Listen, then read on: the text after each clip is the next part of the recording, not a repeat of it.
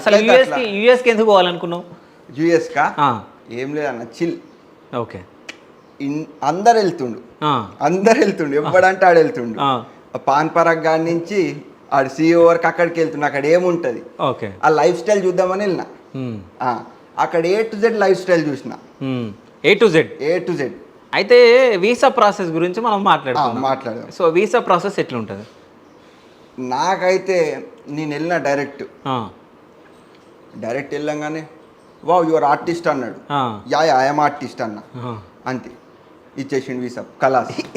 ఇంకేం అడగలే నాకు, ఇంకేం అడగలే. ఓకే.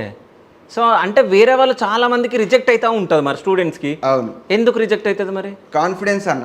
ఓకే. ఇప్పుడు నల్లి మూతోడు లెక్క వెళ్ళి ఆడి దగ్గర అడిగినాం అనుకో, అని పెట్టామనుకో, ఆడు అడుగుతా కూర్చొని ఉంటాడు. వీడు మూత దొంగ మూతలా ఉంది, దొంగ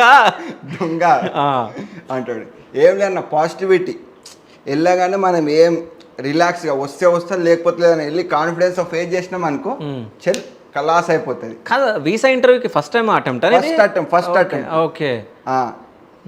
నాకు వచ్చినట్టు నేను వెళ్తున్నట్టు ఎవ్వరికి కూడా తెలియదు, అమ్మకి తెలియదు, నాన్నకి తెలియదు, ఏం తెలియదు. ఆ ప్రాసెస్ మొత్తం ఓన్గా చేసేసిన హైదరాబాద్. అంటే ఇంట్లో చెప్పలేవా? చెప్పాలి.